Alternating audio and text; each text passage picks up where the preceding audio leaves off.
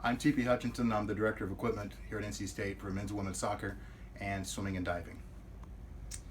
How did you get started on this career path? I played baseball for 2 years, and a buddy of mine worked for the football program at Marshall University, and he was like, hey, come on and try it out, get your school paid for. And I never looked back, changed my major to sports management and got in it, did a couple of stints in the NFL, and left for a little while and worked for a pharmaceutical company, and then came back to it to work football at East Carolina University. Why did you choose this type of work? What drew you to it? It kept me close to sports. I love sports. I didn't want to wear a tie every day to work, and this kept me close to what I love. So I don't really make my own hours, but like I'm held down to an 8 to 5 gig. I mean, we work really long hours, but I'm not held down, so I can pretty much do what I want. How long have you been working with athletic equipment? I've been with athletics for about 14 years, on and off. Wow. Okay.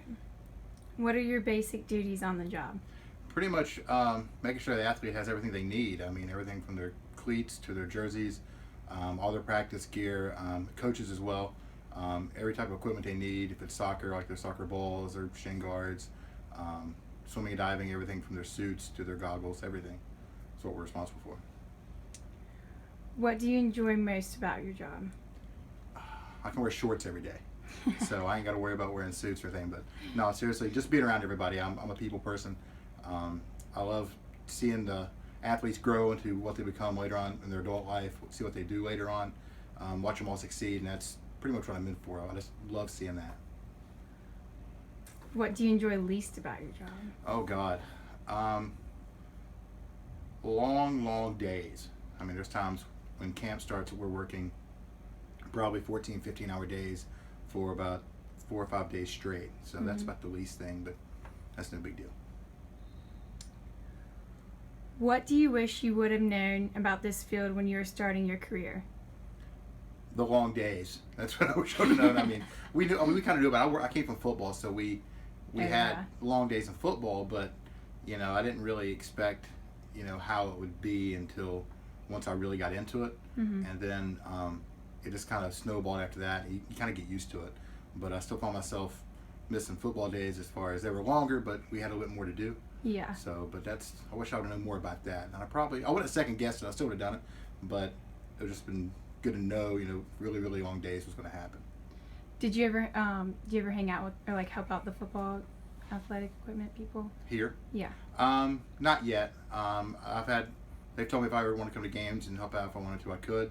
But everywhere else I've been, I've always helped out. I mean, when I worked up the road, I won't mention the school I was at, but I helped football there when I could, and I've always kept my hands in it because technically football is my first love, and I got out of it, and I've been doing this area of equipment for about 12 years, and so I never looked back really. So how does it work with Adidas? Like how often do you talk to them or? I talk to them usually twice a week. I mean, once we do our ordering process, we order a year in advance for all the athletes. So once we place our initial order in October, they'll call us back. We'll place other orders throughout the year. We'll touch base with them about our order that's coming in June or July, and we are on a constant back and forth with them through emails or phone conversation. So it's tedious, but we have to do it. How does ordering and getting equipment work? Well, what we do is every year, like I said, around October, our Adidas reps come into town with new catalogs, new ideas, new things for us to look at, the latest and the greatest. So once that happens, we then turn to our coaches, and pretty much we know what our athletes like. We have our coaches come in, we lay everything out, they look at it, we pick out individual things for the coaches, for the players, what they're going to need, uniforms, etc., stuff like that. And once that happens, I then transfer all that information to an order form, and we start putting it together. We got to plan ahead. Like I got to know if I'm going to have 25 athletes or 28. It's the difference between an order, ordering like 90 shirts to 120 shirts. I mean, it's depending on how many you want to give the athletes.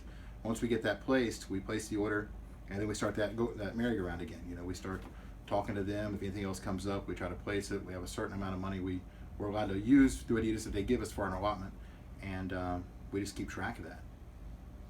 Okay, that's cool. Cool. Um, is there any other experience required to get a job like this? We're all certified. I mean, we have an Mhm. association, the Athletic Equipment Managers Association, or AMA. It's about 90% football. I mean, we really got to be certified as far as how to contact our helmet distributors, how to work on helmets, how to prevent concussions. That's a big thing now in football with Mhm. concussions. We're like the first defense before they get to that part. We don't want to get to the training room. Like Wow. everything, we got to know if a helmet's certified. We have to send the helmet certified, make sure they're pads, make sure everything's up to date. We have to go to classes for that throughout Yeah. the year. And even with me not working with football anymore, I still go to the classes. I still talk to my football guys. I still try to stay on the up and up.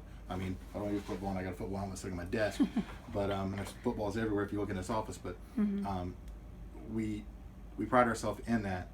And even now, the NFL didn't have that. The NFL has now implemented all their equipment managers have to be AMA certified, which before they didn't have to be. So now Okay. they all have to be certified, and they have to go through the same process we have to in college. And we have to keep up to date. Every year we have to recert or collect CEUs to make sure our certification is up to date. Mhm. Do stuff like this. You know, I can put this down as far as talking to students. Mhm.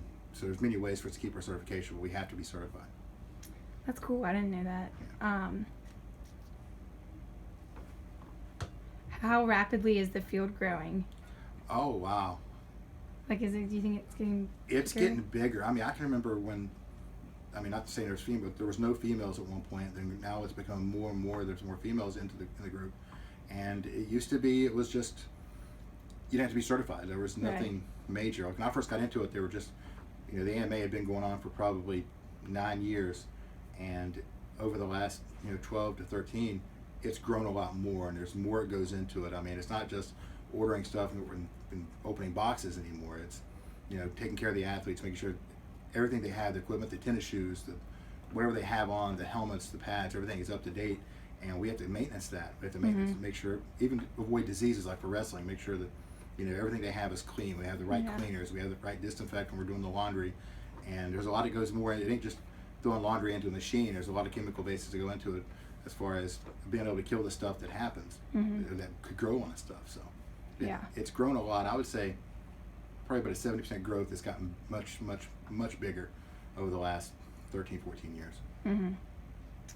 Mhm. Do you have assistants that work with you? I have one other person that works with me. We work together. We're the same type. I usually try to keep three to four student managers with me, kind of like what I was, teach them the ropes about what's going on, and help them go get internships if they want to go like do football or anything like that. But usually in here we try to keep it to 3 to 4. I know some places they have upwards of 10 to 12 student managers, depending on what sport it is. Yeah, I know football has like 10 or 11. So because there's a lot that goes with it. Basketball has like 5 or 6, because it's a different aspect of sport, it's a different aspect of athletics that you learn something. So we only have 3 to 4 though. Is there any other information I should know? It's a very rewarding job. People tell me to go home all the time because they always see me here, and it's not because it is because I want to say it's because I do want to be here, because we're kind of like the unknown. You don't see us at practice all the time. You very rarely you'll always see us at games, but we're kind of behind the scenes. We're kind of the group that nobody talks about, but everybody says it doesn't go without us. But if it was a totem pole, we're the base. But in every good organization, any machine, any cog, there's going to be there's sections grouped together to make it work, and we're right there, and I'm fine with that. I don't care if people knows what I do or has a clue what I do. I just know I do it, and I do it to make sure the athletes are safe. I enjoy doing it, and it keeps me close to sports, and like I said, I'm a people person, so it keeps me close to people. So.